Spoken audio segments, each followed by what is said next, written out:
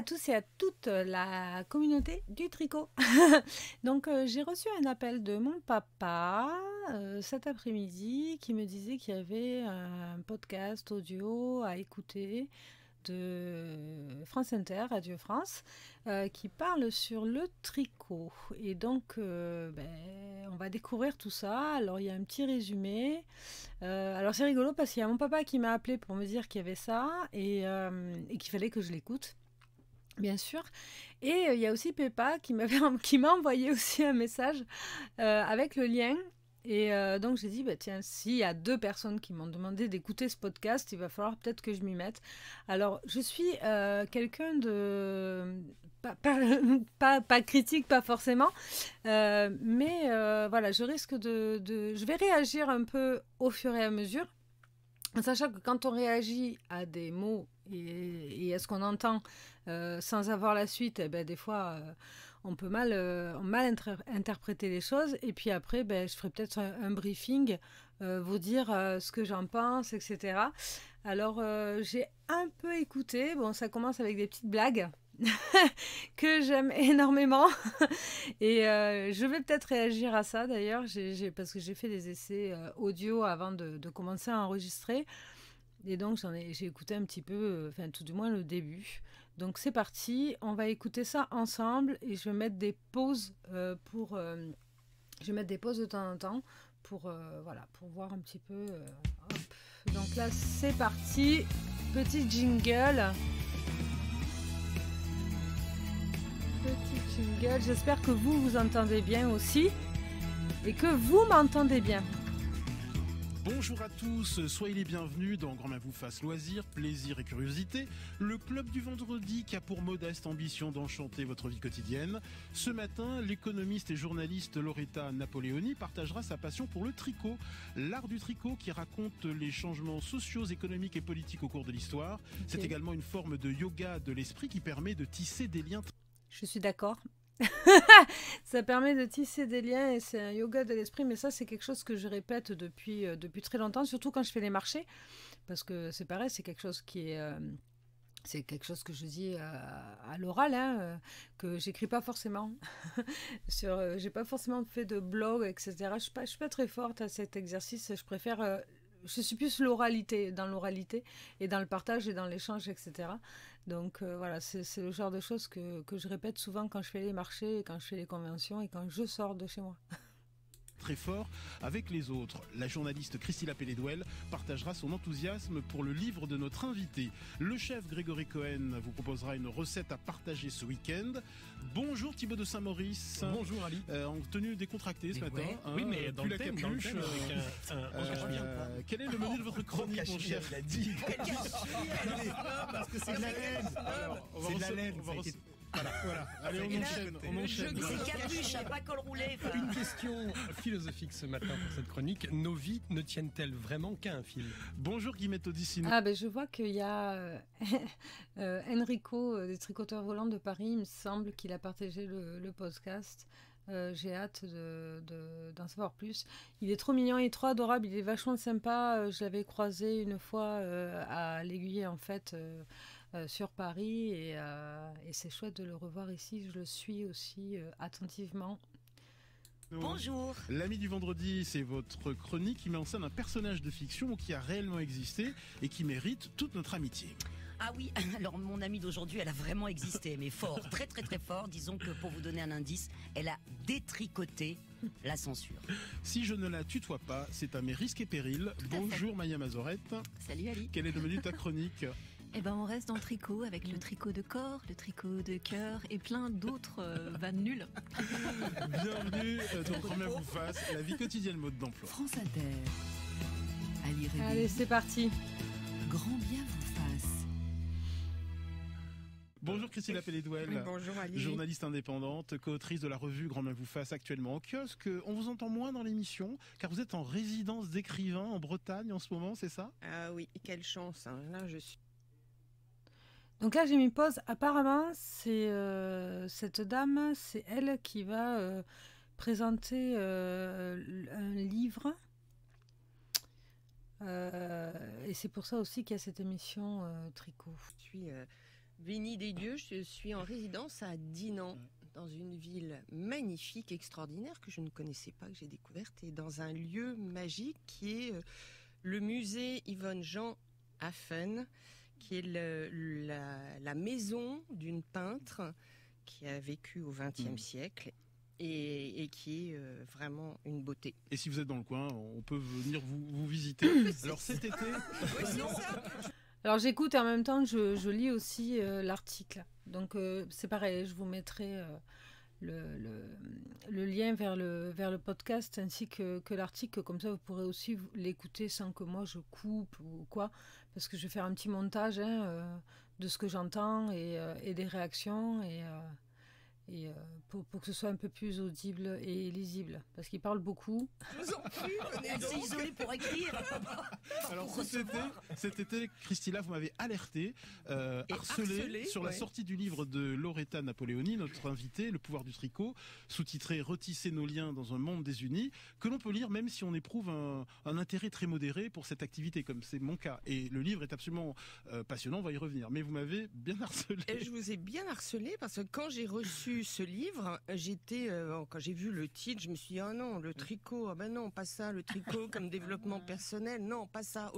Voilà, c'est ouf, c'est dingue. Alors, je réagis à chaud, hein, d'accord, il n'y a pas de... J'en veux pas à cette dame, mais c'est terrible parce que quand je fais les marchés, j'ai beaucoup de réflexions. Alors, pas les marchés ciblés de laine, mais d'autres marchés d'artisans, hein, parce que je suis artisan créateur. Quand je fais les marchés qui regroupent plusieurs artisans, donc la poterie, enfin voilà, la couture, le dessin, le travail de marqueterie, etc. J'ai souvent cette réflexion-là, et pas forcément des jeunes d'ailleurs, et je peux vous dire que ça fait énormément de peine. Que vous tricotiez, enfin qu'on tricote pas, c'est pas grave, hein, mais s'il y a une façon de le dire, je préférerais 100 fois qu'on me dise oh, c'est merveilleux, c'est super joli ce que vous faites, que voilà, que des fois c'est un peu dur que les gens regardent, voient ce que je fais, me voient, je suis une personne physique, hein, et souvent avec un peu de dédain qui dit moi je tricote pas, du style comme si c'était quelque chose de pas, que comme si tricoter c'était pas top quoi. C'était pas super, et voilà, donc là la façon dont elle le dit, les 3/4 des gens quand je fais les marchés, c'est un peu ça que j'entends en fait. C'est surtout la façon dont c'est dit. Au secours, on va pas jusque-là. Ouais. Évidemment, je l'ai lu parce que je suis consciencieuse et professionnelle. Et là, j'étais absolument scotchée par l'intérêt, comment dire, la largeur de vue et la profondeur de l'analyse de Loretta Napoleoni, et surtout les champs qu'elle fait découvrir à propos du tricot. C'est absolument incroyable, y compris champs neurologiques. Avant de tricoter, bien sûr, place à vos petits plaisirs et bonheurs de la semaine. Au plaisir et bonne amuse. Alors j'ai réagi sur ça. J'ai toujours dit, et c'est depuis le début, que le tricot, pour moi, ça avait beaucoup de résonance sur le plan physiologique et aussi sur le plan psychique. Voilà, c'est-à-dire que dans le tricot, il n'y a pas que le tricot, il y a l'avant, pendant et l'après. Il y a le dépassement de soi, quand on doit traduire un patron, quand on doit faire un point qu'on ne connaît pas et qu'on découvre. Donc il y a l'excitation de choisir le modèle qu'on a envie de tricoter, et après choisir les couleurs, la matière qu'on va utiliser pour faire ce tricot-là. Ensuite, il y a une phase qui nous oblige quelque part à être concentrée, consciencieuse. Quand on va commencer le travail du tricot, il faut avoir aussi le courage de défaire son tricot, c'est beaucoup de phases, hein, et de recommencer, de reprendre des fois plusieurs en cours, pour justement ne pas s'ennuyer, pouvoir rebondir, pouvoir changer justement, parce que des fois il y a des tricots qui sont très très longs, donc de temps en temps faire une pause sur ce tricot-là et prendre un tricot un peu plus léger, un peu plus rapide, un peu plus simple, ça fait aussi du bien à l'esprit. C'est très très important d'avoir plusieurs encours tricot, mais aussi voilà, il y a on finit quand on a terminé une pièce. Il y a encore un autre aspect, je trouve, psychologique, qui est le soulagement, la fierté d'avoir terminé.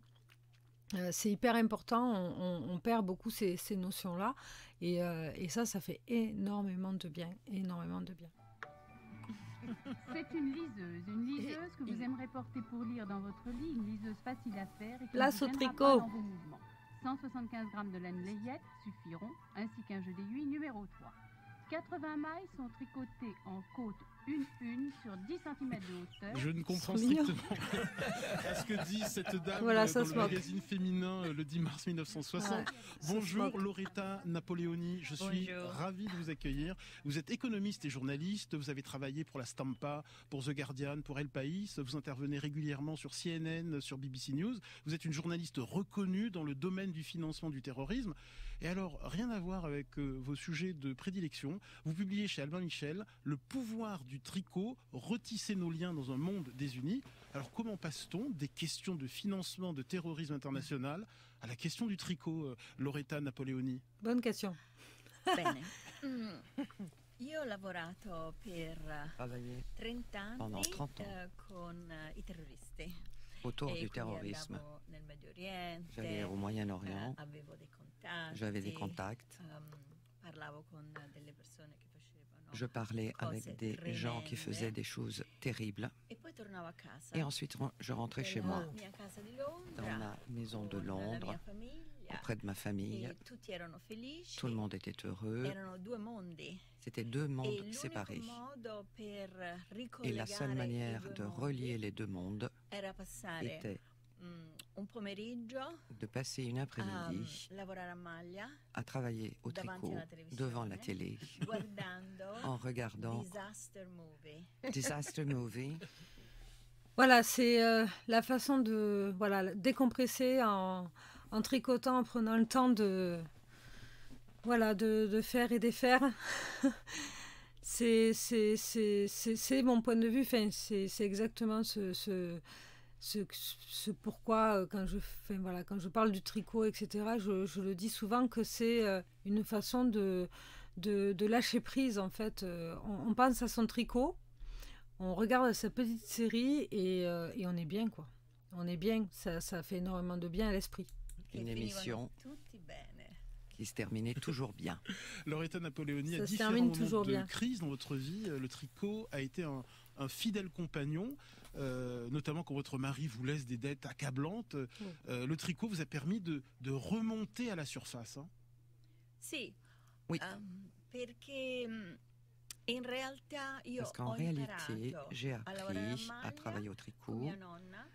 auprès de ma Mia grand-mère. nonna era nata nel 1900 Ma grand-mère qui était née en e 1900 quindi aveva vissuto due et qui avait guerre vécu les deux mondiali, guerres mondiales, il Et ouais. fascismo, le la fascisme, resistenza. la résistance. Era l'unica C'était persona la seule che personne conoscevo de che ma aveva connaissance avuto qui una avait eu vita une vie veramente difficile. aussi difficile.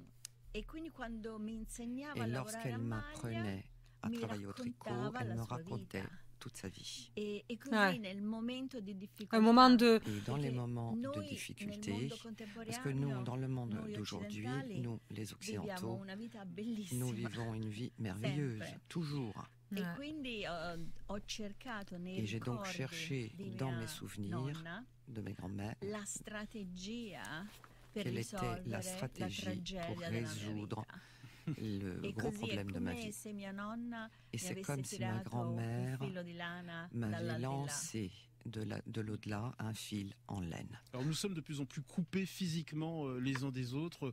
L'isolement et la communication virtuelle entravent nos comportements sociaux. Alors que vous, Loretta... Alors, moi, je suis pas forcément d'accord avec ça. Parce que j'ai un besoin... je sors pas beaucoup. Hein, j'ai ce besoin-là de... C'est pas une question de m'isoler, mais de voir vraiment les gens qui m'importent. Et bon, le Covid est passé par là aussi. Quand j'étais jeune, ma porte était toujours ouverte. J'avais toujours, allez, au moins 5 ou 6 copains qui passaient par jour, hein, même quand je travaillais et tout ça, qui toquaient chez moi à 3h du matin pour que je leur fasse des gâteaux au chocolat et des pâtes. Donc, je pense pas qu'il y ait un repli sur soi, etc. Peut-être au niveau des jeunes générations, mes enfants apprécient beaucoup d'être à la maison. Mais c'est une configuration qui est un peu différente. Et voilà, si je veux voir des gens, je veux voir les gens qui m'importent, pas n'importe qui. Rita Napoleoni, vous aspirez à la convivialité, à la chaleur de l'intimité. Et le tricot permet de retisser du lien dans un monde désuni. Sì, esiste una comunità il existe une communauté de tricoteurs dans le monde qui dépasse largement Facebook. Ils se causent entre eux, ils échangent des patrons et des modèles, ils s'encouragent l'un l'autre, alors que les médias sociaux comme Facebook penchent toujours vers le négatif. La communauté virtuelle et tricoteuse est décidément positive. On s'entraide. S'entraider, la positivité du monde du tricot, c'est tellement importante. Elle est tellement importante pour moi que voilà, je lis plus trop. Voilà, quand il y a des commentaires négatifs ou quand on me fait des réflexions pour X ou X raisons, ça me fait énormément de peine. Et parce que je fais ce métier pour échanger, pour aider, pour réussir, pour que ça fonctionne, pour tout ça, quoi, et pour que les gens que j'aide soient super contents, etc. Donc, c'est ça le game. C'est exactement ça ce qu'elle dit. On se félicite, même si les ouvrages ne sont pas si aboutis. Je vous cite, ça aussi, dans votre livre, vous dites que c'est l'histoire d'un incroyable savoir-faire artisanal, d'un remède social nécessaire qui nous rappelle que pour exister, nous avons besoin les uns des autres. Ouais. Sì, e questo è il concetto fondamentale. C'est le concept fondamental de notre espèce, l'espèce humaine. Nous sommes ici parce qu'au début, nous nous sommes entraidés l'un l'autre. Ouais, c'est ça, exactement. Parce que nous sommes une espèce faible. On aurait dû disparaître.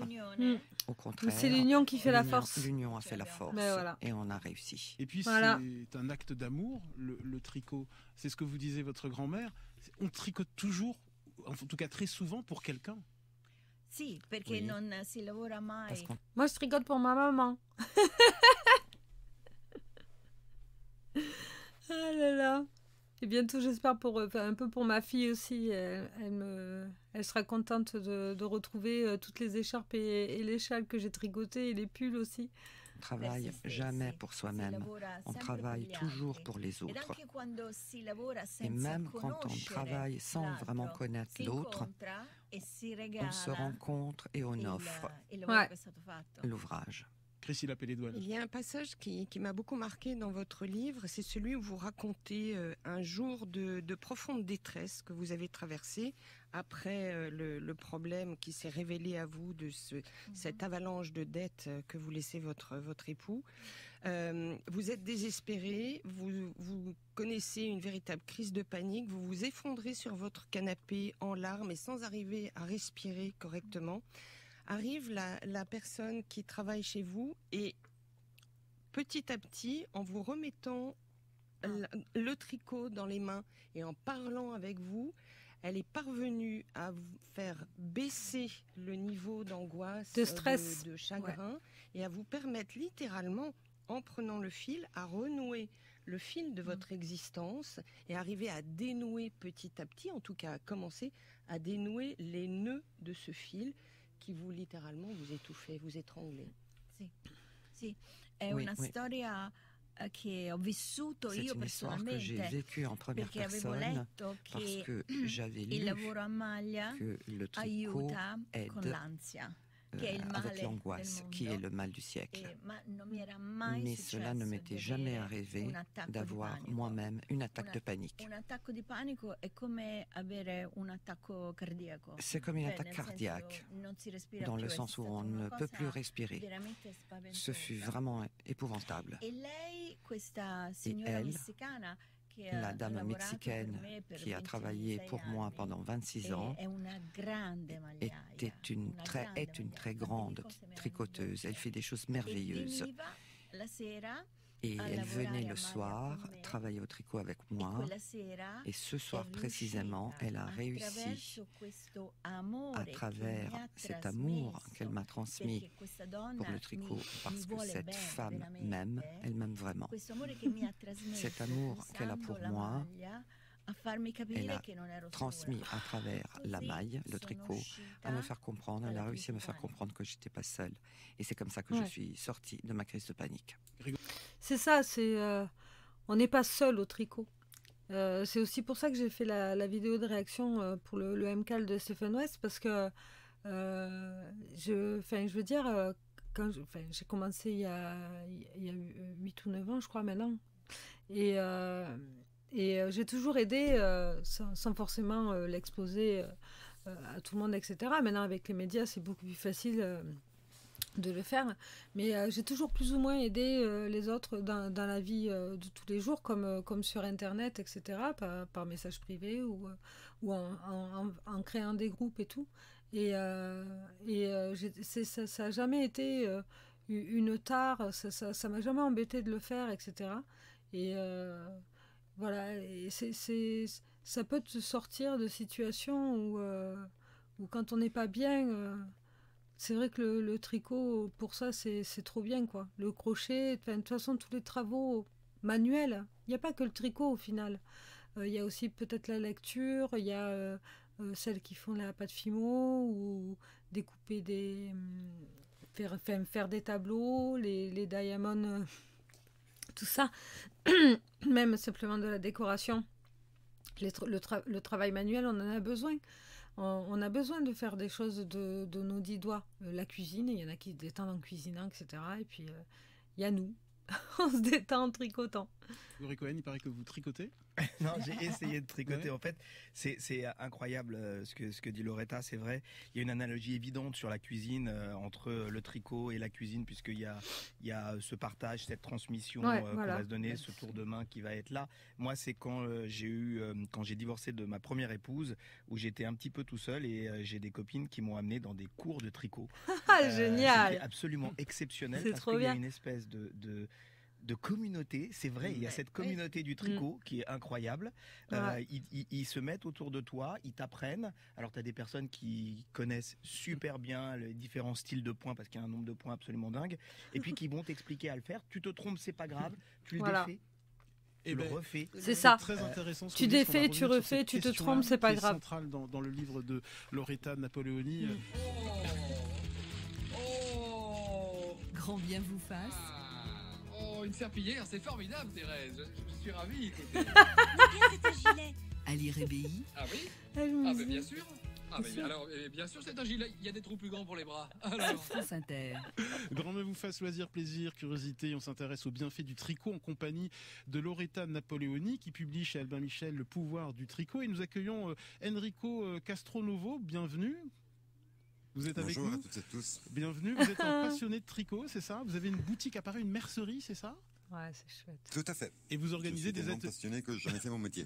Et vous animez des ateliers de tricot également?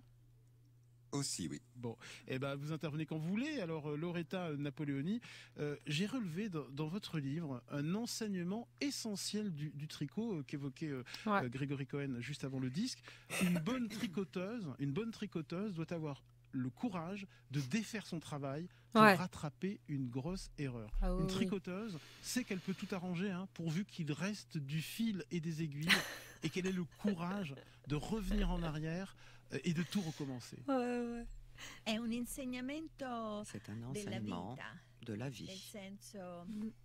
Au sens où, avec un cardigan, une écharpe, n'importe quel travail tricoté, l'erreur, ça se voit. Elle est là. Ouais, elle est là. Et ça te rappelle tout le temps que tu t'es trompé. Ah, mais carrément. Non, mais le truc de ouf, c'est là, par exemple, je suis en train de faire le soldotna, sans faire exprès, les augmentations, elles se font de tant de mailles. Après, il faut faire une augmentation. Donc, il faut bien compter. C'est sur une couleur unie. Et j'arrive à la fin de mon rang. Et waouh, je suis pas tombée comme il faut. Sur le coup, je fais ouais, c'est pas grave et tout. Et j'ai fait une partie du rang 2. Et là, j'ai fait non, mais je peux pas en fait. C'est pas que ça se voyait pas, hein, mais j'ai dit non, il faut que je défasse. Il faut que je vois où est-ce que je me suis trompée. Il faut que je le refasse absolument. C'est exactement ça. C'est-à-dire, personne ne le verra, mais moi, je le sais. Rien que de le savoir, il y en a un autre où je me suis trompée, je me suis gaufrée, je sais plus. C'est le châle de Sosuknit où je faisais, c'est le Mystérie brioche, qui est superbe.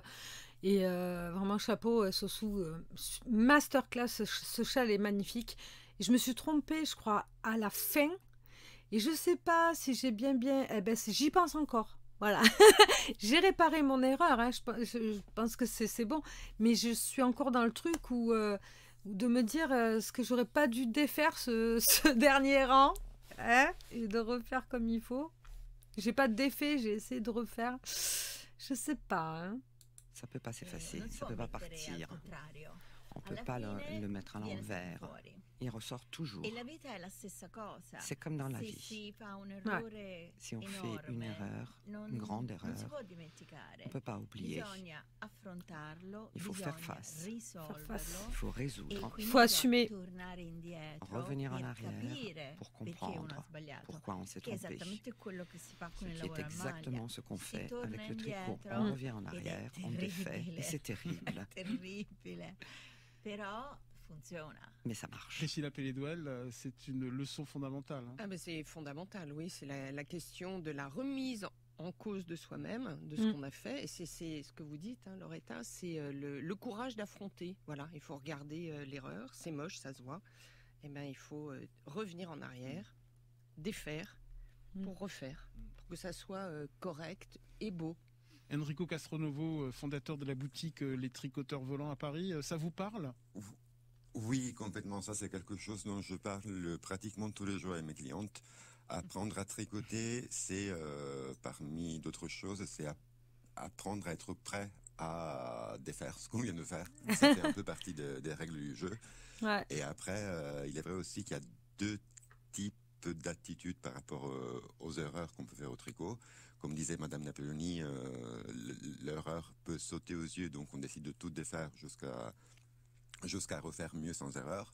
Mais il y a aussi des personnes qui font du tricot qui assument leurs erreurs, qui se disent bon, il y a un trou dans mon écharpe, il y a une manche de mon pull qui est plus longue. On va mettre un bouton. C'est moi, ça me représente. Et je trouve que ça, c'est une très belle... On va faire une fleur. Une façon de s'approcher de ces erreurs qui est très intéressante. Oui, parce que... Comment est venue cette passion pour le tricot, Enrico Castronovo ? La passion pour le tricot est venue du fait que j'avais envie de faire des vêtements pour moi-même. Ah, d'être son propre créateur et de faire... dont je suis absolument pas spécialiste, par contre en couture. Et donc l'envie d'avoir des vêtements uniques que je voyais pas sur d'autres personnes en marchant dans les rues ou en prenant les transports.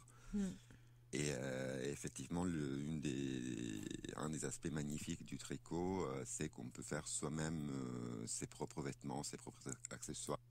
Voilà, alors je le rejoins tout à fait. Parce que moi, quand j'étais plus jeune, à l'adolescence, je voulais pas ressembler aux autres. J'ai jamais suivi la mode, ça m'intéressait pas. Et j'étais fascinée par Madonna, Jean-Paul Gaultier, enfin surtout Jean-Paul Gaultier. Et quand je m'habillais, j'essayais vraiment toujours que ça... pas l'originalité à tout prix, pas non plus qu'on me remarque ou quoi que ce soit, mais je voulais vraiment pas ressembler aux autres. Je voulais pas avoir un bomber, je voulais pas avoir que tout le monde ait les mêmes chaussures, je comprends pas, que tout le monde ait les mêmes looks, je comprends pas. Et j'avais besoin toujours d'être décalée. Et si j'avais pu, à l'époque, quand j'étais plus jeune, Si j'avais eu la patience de faire mes propres habits, tout ça, parce que j'ai pas de patience en fait. Il aurait fallu que j'y arrive de suite. Je pense que j'aurais pu faire dans le stylisme, tout comme ça, mais c'est vrai quoi. Ouais, le fait de se dire on sort et quand on tricote quelque chose, il y a que nous qui l'avons quoi. C'est vraiment le côté vraiment pièce unique. C'est tous vos tricots, tous les tricots que vous faites avec des laines qui sont colorées à la main en plus par les différentes teinturières. Il faut savoir que votre tricot, il est unique. C'est une pièce de couture. C'est de la haute couture. Vous faites de la haute couture. Les tricoteuses, c'est des masterclass. Vous êtes des masterclass, les filles. Et les garçons. Dans les couleurs, dans les matières, dans les formes dont on a envie. Ouais. Et c'est, je trouve, une forme d'indépendance absolument magnifique par rapport au marché du vêtement actuel. Ouais. Non, mais je me demandais, vous avez dit que vous n'étiez pas spécialiste en couture. Justement, pourquoi vous avez préféré le tricot à la couture? C'est quoi qui vous a fait préférer cette activité-là à l'autre pour créer vos vêtements? Alors, avant qu'ils répondent, je dirais qu'en tricot, tout est possible. Je ne sais pas ce qu'il va répondre, je n'ai pas écouté. Mais je dirais qu'au tricot, tout est possible. On peut commencer une pièce, l'essayer au fur et à mesure, l'ajuster à nos proportions. Si les manches sont droites, mais qu'on veut des manches ballons, c'est possible. Tout est modulable, tout est modifiable au fur et à mesure. En couture, c'est différent.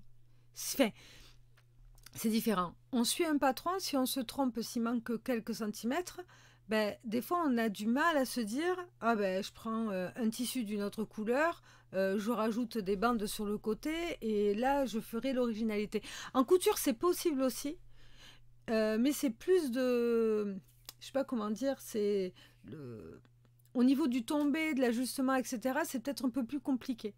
Je trouve qu'au tricot, l'ajustement et de faire un peu comme on a envie, c'est un peu plus simple. C'est plus long, mais c'est plus simple. Ça, c'est mon avis. Disons que d'un côté, ça a été un peu un hasard parce que on m'a mis des aiguilles dans la main, j'ai envie d'apprendre. Mais aussi, une grosse différence entre le tricot et la couture, c'est que pour le tricot, vous avez vraiment besoin de très peu de choses. C'est-à-dire deux aiguilles et un c'est vrai qu'il y a ça aussi. Vous permettent de faire des merveilles. Alors que pour la couture, vous avez besoin de place déjà, vous avez besoin d'une machine, vous avez besoin d'une table pour couper, etc. Il y a ça aussi. Le tricot a ce côté complètement nomade, complètement portatif. On peut tricoter avec les doigts aussi. Je tricot dans mon sac, c'est souvent une chaussette.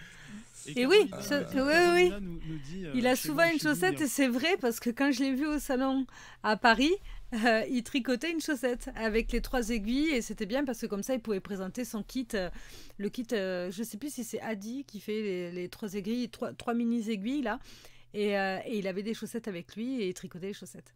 Collectif d'hommes qui tricotent. Vous pouvez les retrouver sur Facebook, Hombres Tejedores, je ne sais pas si je le prononce bien. Ils sont en Patagonie, voilà, et donc beaucoup d'hommes tricotent, Grégory Cohen notamment. Ouais. Loretta Napoleoni, vous nous rappelez que de tout temps, hein, la laine, la filature, le tissage, le tricot ont été des instruments du pouvoir des femmes. Oui, oui. Le pouvoir des femmes, en réalité, vient de cette activité, qui est une activité artisanale, principalement menée par les femmes, même si au début, quand on regarde l'histoire, les premiers hommes se sont servis de cette activité un peu rudimentaire de tricoter pour faire les filets des pêcheurs. Ah oui! Nous avons des restes qui datent de 1500 avant Jésus-Christ. On pêchait et on tissait une maille de plus en plus serrée pour se couvrir de la nature. C'était la maille qui faisait ça, le tricot. Ensuite, les femmes ont commencé à travailler pour leur famille. Et n'oublions pas que jusqu'à la révolution industrielle, tout était fait à la main et au tricot. C'est vrai. Parce que le textile n'était que pour les riches. Je le dis dans le livre, le tricot, c'est l'art du prolétariat. Et ça l'a toujours été. Brigitte nous écrit le tricot, c'est un savoir-faire fantastique qui m'aide à surmonter les difficultés en me relaxant. Le tricot m'a permis également de rencontrer ma voisine et malgré nos déménagements respectifs, les mailles et le fil nous lient toujours, sans compter les rencontres virtuelles évidemment autour du tricot. Pourquoi est-ce que le tricot, et vous le dites dans votre livre, c'est un yoga du cerveau, un yoga de l'esprit? Et là, Brigitte le dit bien, ça la relaxe. Je crois que j'ai dit au début de la vidéo. Cet art du tricot. Aujourd'hui, nous savons le pourquoi, le motif. Il existe des études dans les neurosciences qui ont montré que l'activité du tricot ressemble beaucoup à des activités comme le tai chi ou jouer le piano, parce qu'on utilise les deux parties du cerveau. Et je suis sûre que ça doit aussi induire de la façon dont on respire. Je pense que quand on tricote, on a une certaine façon de respirer et avec la concentration et tout qui va un peu vers la méditation, etc. Parce que selon le tricot qu'on fait, c'est vraiment un travail sur soi, quoi. C'est très très proche de la méditation, je pensais. La méditation, le yoga, tout ça, ouais. Ainsi que la partie gauche et droite du corps. Ça, je ne savais pas. Et ce croisement constant est un exercice pour le cerveau, une gymnastique, un yoga. Mais en même temps, il absorbe tellement, à tel point, la concentration qu'il ne reste pas de temps pour penser à autre chose. Voilà, c'est ça. Et c'est très intéressant. On a toujours pensé que le tricot est une activité mécanique parce que l'on fait de façon mécanique, mais ce n'est pas le cas. Au niveau cérébral, il y a une réflexion. C'est une activité très intense. D'ailleurs, ça m'est arrivé après avoir commencé une séance de tricot d'un point un peu compliqué comme le brioche, bon, je prends ce point-là, ou alors une dentelle avec beaucoup de motifs, beaucoup de jetés, etc., de faire quelques rangs et d'être obligé de faire une pause parce que j'avais l'impression que ça m'avait pris toute mon énergie cérébrale et qu'il fallait que je pose le truc pour continuer. Surtout quand on est à fond dedans, quoi. Parce que ça m'est arrivé en commençant certains modèles, etc., de ne pas arriver à lâcher le truc et de me dire, oh là, 4 heures après, j'étais encore dessus, j'ai pas vu le temps passer. Mais il n'y a pas de regret. Ah ça, c'est hyper important. Ça a fait du bien, quoi. C'est très positif. Appel Edouard, parlez-nous de l'état de flow décrit par certains chercheurs, cet état de flow que l'on peut ressentir quand on pratique le tricot. Oui, alors vous avez eu peur de prononcer son nom, moi aussi, donc je ne le ferai pas. C'est un grand psychologue américain. Loretta Napoleoni, vous n'y arrivez pas non plus. On va retrouver le nom exact. C'est surtout la prononciation qui est impossible. Le flow, c'est cet état que vient de décrire Loretta, c'est-à-dire ce moment où on est complètement absorbé dans une tâche et où c'est pas qu'on s'absente, c'est qu'on est plus soi-même même que d'habitude, tout en étant suspendu. C'est un état très particulier qu'on peut connaître en faisant la cuisine pour Grégory, en écrivant, en faisant de la musique, de la peinture, etc. C'est un moment vraiment où on est suspendu dans l'activité. Il y a une dilatation du temps. Dilatation du temps, dilatation de soi-même. Ouais. Et à l'heure actuelle, on parle beaucoup de charge mentale, etc., le tricot, je trouve que c'est le point bénéfique par rapport à ça. Parce que quand on tricote, on fait des choses. C'est du concret, c'est pas comme si on restait devant la télé à rien faire du tout. Et il y a un côté où je me détends, je suis devant ma téloche, je regarde ma petite série qui me fait du bien, ou mon petit film qui fait du bien, ou mon reportage, et je tricote.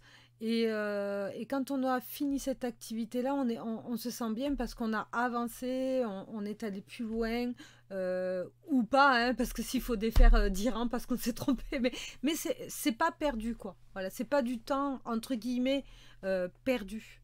Cette espèce de joie profonde, cet état d'être qu'on ne peut pas décrire autrement, et qui produit en effet un sentiment de plénitude, une expansion intérieure et un apaisement.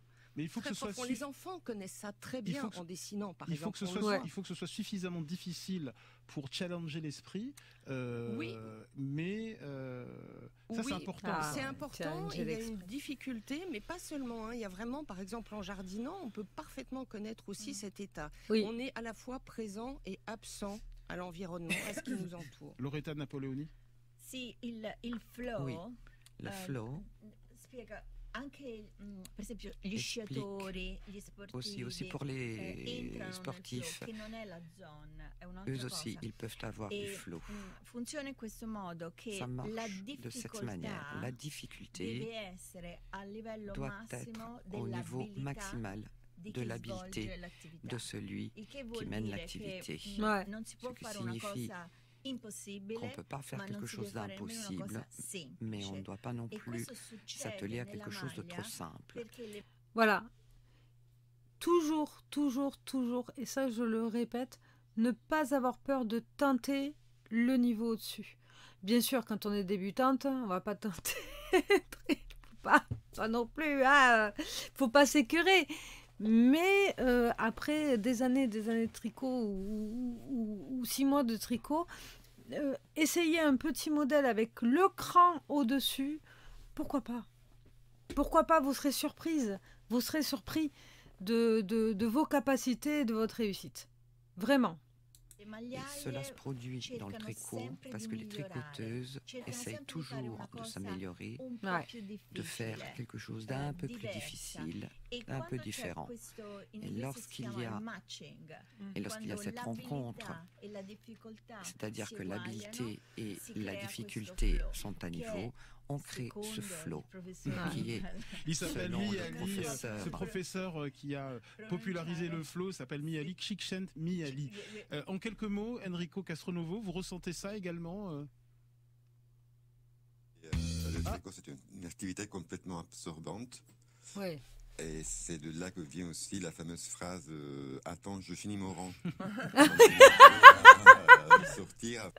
Je crois que attends, je finis mon rang ou attends, je compte. Je crois que c'est la phrase que mes enfants ont le plus entendue. À sortir les poubelles, à faire le ménage, autre chose. Il y a toujours cette petite phrase qui est devenue un peu un gimmick de tricot. Merci beaucoup, Loretta Napoleoni. Je recommande vraiment Le pouvoir du tricot, retisser nos liens dans un monde désuni. C'est publié chez Albin Michel. Et merci, Enrico Castronovo, les tricoteurs volants. C'est à Paris, c'est votre mercerie. Merci aux amis du vent. Bon. Eh ben, c'était très, très intéressant. Il y a encore, bien sûr, mille et une choses à en dire. Hein. On peut parler... Je pourrais parler du tricot H24. D'ailleurs, si jamais vous avez envie que je traite d'un autre sujet sur le tricot, etc., surtout n'hésitez pas. J'aime bien faire les vidéos réactions aussi, donc voilà, peut-être qu'il y en aura d'autres sur d'autres sujets. Écoutez, je vous remercie de m'avoir regardé. Si vous avez apprécié la vidéo, lâchez un petit pouce bleu, un like et partagez-la. Abonnez-vous. Je vous fais des gros bisous, je vous embrasse fort. Bisous, bye.